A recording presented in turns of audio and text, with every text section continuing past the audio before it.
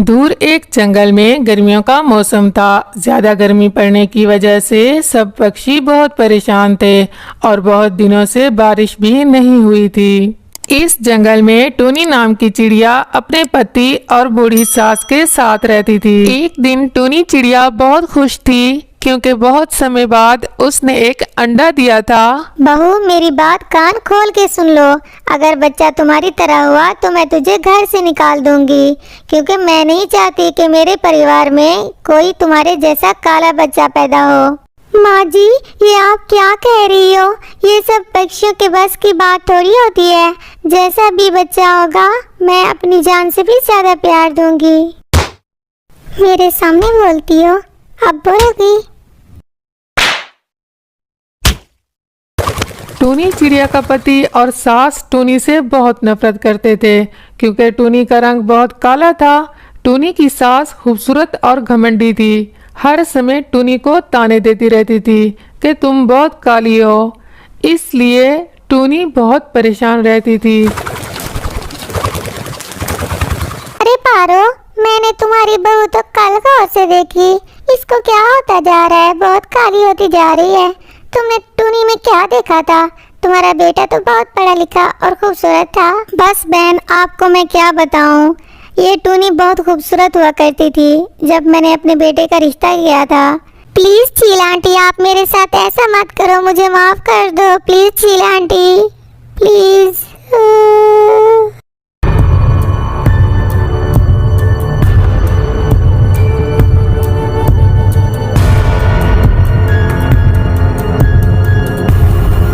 क्या कर दिया मेरे साथ?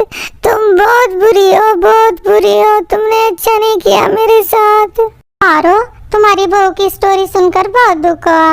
मैं भी सोचती थी पारो तो बहुत नखरे और घमंडी है, उसने ये बहू कैसे ली? तुमने मुझे घमंडी कहा? हाँ, जैसी तुम हो वैसे ही कहूँगी ना। बचाओ, इस घमंडी औरत से मुझे बचाओ।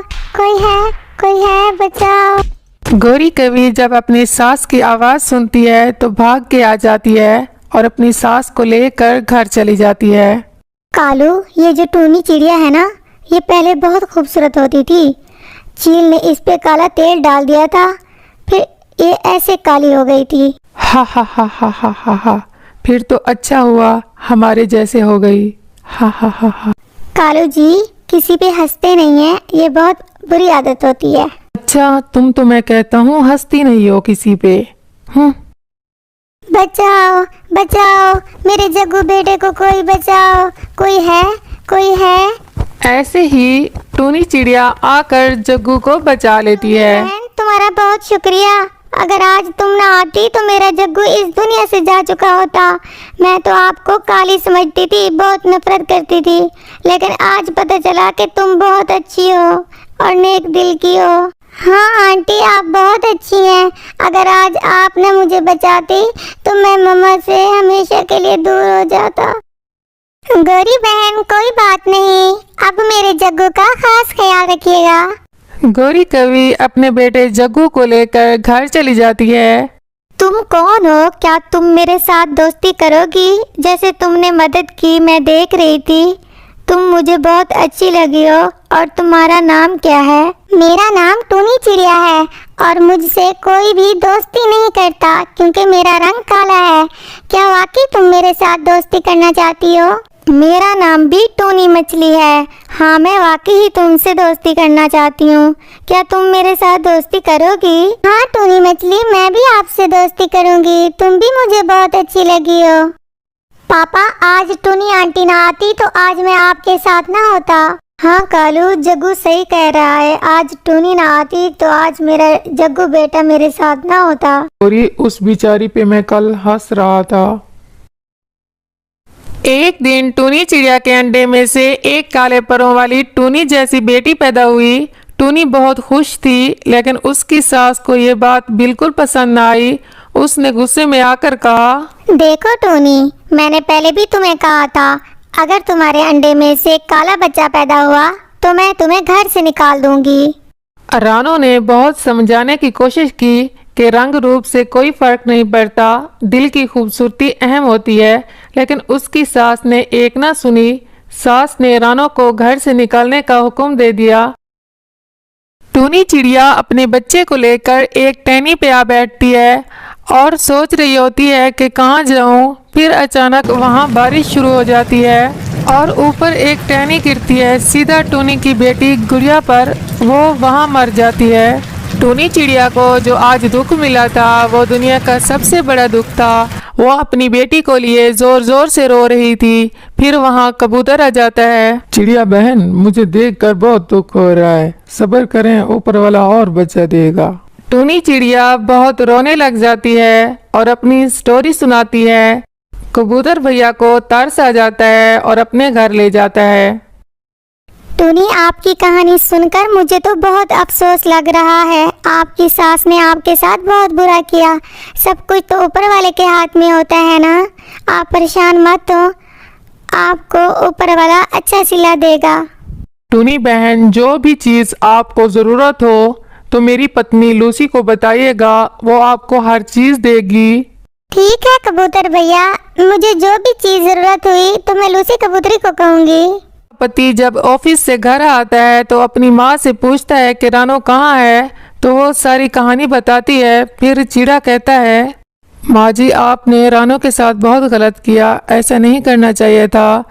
अब तेज बारिश है, पता नहीं वो कहाँ होगी, मैं अभी जाता हूँ, ले आता हूँ। फिर बूढ़ी चिड़िया नाराज हो जाती है कि क्यों लेने जा रहे हो और नहीं जाने देती। ऐसे बातें कर ही रहे होते हैं तो बारिश बहुत तेज हो जाती है और उनके घर आने लग जाती है। फिर तीनों बहुत डर जाते हैं, घर से बाहर आ जाते हैं। फिर सारा घर टूट जाता है और टूनी कहती है, मेरी किस्मत ही खराब है। ये तीनों सबसे मदद मांगते हैं और कोई भी इनकी मदद नहीं करता और बहुत परेशान हो जाते हैं और ऐसे ही परेशान बैठे होते हैं। तो टूनी चिड़िया को टूनी मछली का ख्याल आता है और कहती है, चलो हम उनके पास चलते हैं। वहाँ जाकर टूनी चिड़िया ज़ोर ज़ोर से कहती है, प्लीज़ टूनी मछली मेरी मदद करो, प्लीज़ टूनी मछली मेरी मदद करो।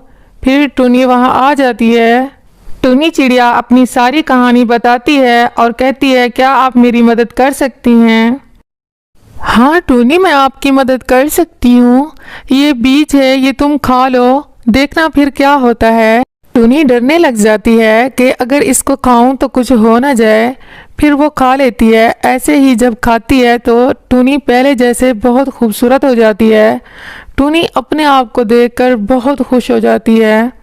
टूनी मछली टूनी को, कबूतर भैया और रूसी कबूतरी को एक खूबसूरत सा घर देती है और तीनों देखकर बहुत हैरान और खुश हो जाते हैं। टूनी चिड़िया टूनी मछली का शुक्रिया अदा करती है। फिर टूनी मछली वापस पानी में चली जाती है।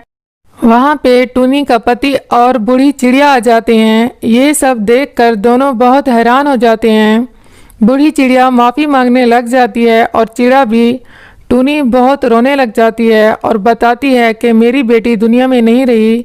बाद में फिर माफ़ कर देती है और सब एक घर में खुश रहने लग जाते हैं।